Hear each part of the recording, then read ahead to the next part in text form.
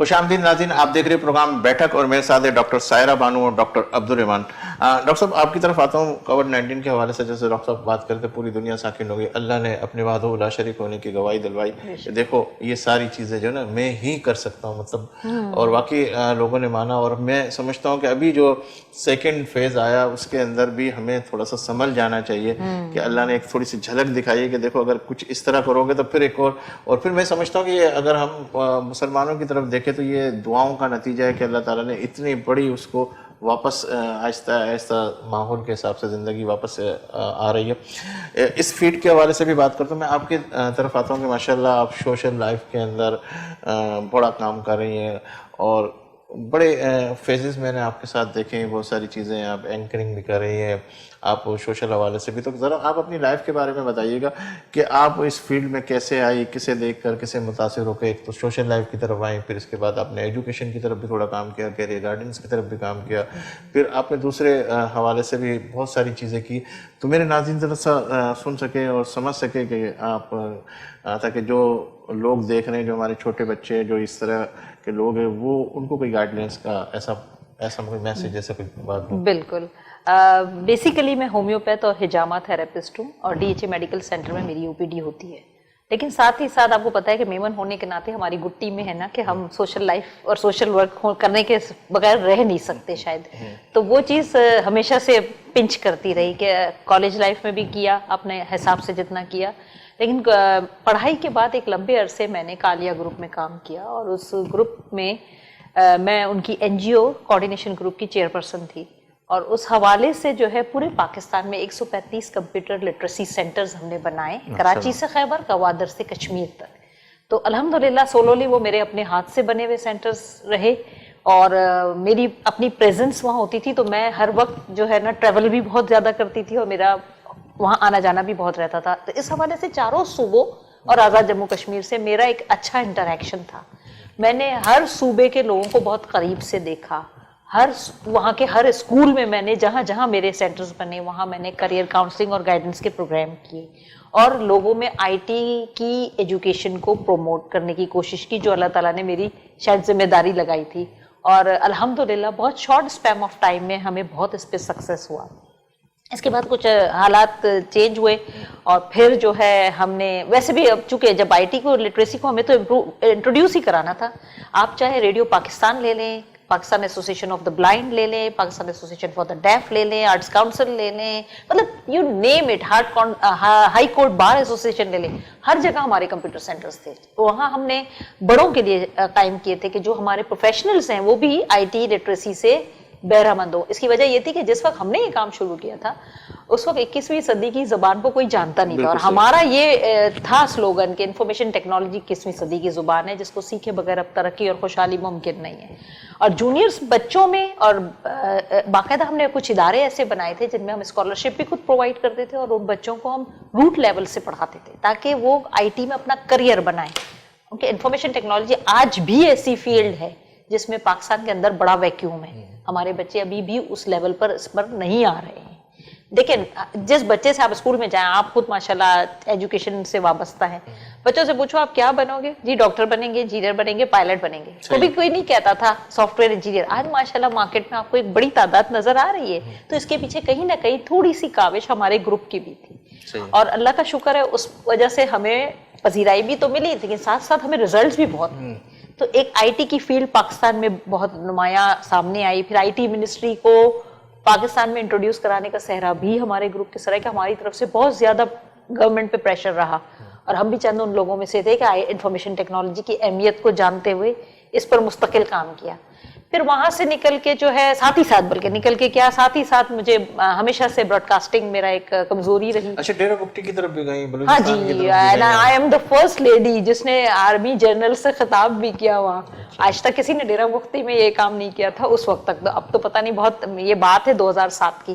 تو مجھے اللہ نے یہ بھی اعزاز دیا، میں وہ پہلی خاتون تھی کہ وہاں پر جا کے 2 کمپیوٹر لٹریسی سینٹر بھی بنائے، اور وہاں پر ایک ووکیشنل ٹریننگ سینٹر تھا، ان کو ہم نے باقاعدہ وہاں کی خواتین کو ہم نے انویسٹمنٹ دے کے تیار کیا، اور ان کا مال پھر ہم کراچی منگوا کے سیل بھی کراتے تھے، جس میں ہم صرف मिडल मैन का काम करते थे, उसमें हमारी कोई देना लेना नहीं होता, उल्टा हम इन्वेस्टमेंट भी उनको प्रोवाइड करते थे कि भाई चलें किसी तरह भी वो रोजगार पर लगें, या कहते हैं ना किसी को ये जो घरेलू दस्तकारी घरेलू सनतें होती है उनको प्रमोट करते थे, और एंटरप्रेन्योरशिप का काम किया। और इसी हवाले से Karachi chamber of commerce and industry की मैं वुमेन कमेटी की भी चेयरपर्सन रही, वुमेन एंटरप्रेन्योर की भी, और अल्हम्दुलिल्लाह मेरे उस ड्यूरेशन में भी बड़े अच्छे सेमिनार्स हुए वहाँ पर, और ख़वातीन को बड़ी एजुकेट किया उसमें भी हमने। और साथ ही साथ ब्रॉडकास्टिंग चलती रही, कभी मैंने करियर काउंसलिंग गाइडिंग के बहुत सारे प्रोग्राम्स किए, इसके अलावा बज़्म तलबा से मैंने बहुत सारे प्रोग्राम किए, सोलो मेरे शोज भी जाते थे, बच्चों के एक शो चलता है बच्चों की दुनिया आज भी, जो बहुत पुराना शो है,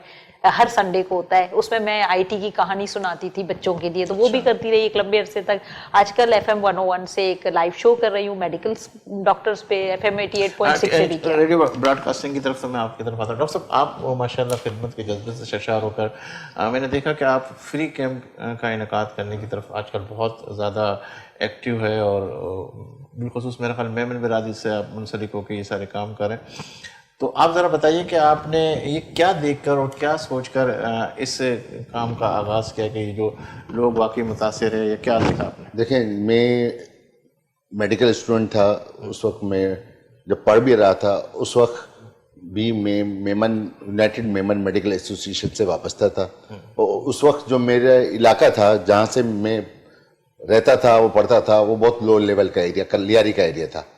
तो मुझे एहसास हुआ कि लोगों को वहाँ सेहत की कितनी दिक्कतें महसूस होती है, उनको सही तौर पे जो मेडिसिन्स मिलना, सही प्रोवाइड करना, सही डॉक्टर्स मिलना उन इलाकों में बड़ा मुश्किल हो रहा था।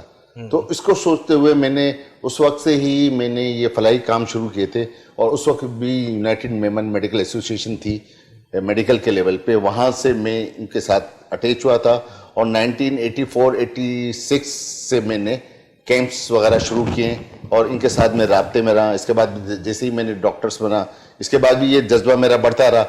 डिफरेंट्स में ऑल पाकिस्तान मेमन फेडरेशन है, ऑल पाकिस्तान मेमन यूथ है, इसके अलावा हमारी एक खुद के डॉक्टर्स की एक तंजीम है वार्डेक, जो स्किन के कैंप्स वगैरह सिंध में भी, लियारी में भी, पसमानदा जितने कराची के एरिया में उसमें भी किए। कैंप के हवाले से डॉक्टर साहब मैं आपसे बिल्कुल बात करता हूँ। माशाल्लाह जिस तरह आपने कहा कि मैंने स्टूडेंट लाइफ से ये सोशल हवाले से काम किया। डॉक्टर साहब मैं आपकी तरफ आता हूँ।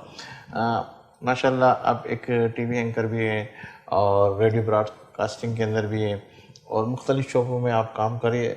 आप भी लोगों के इंटरव्यू, लोगों के साथ टॉक शो करती हैं, ये करती हैं।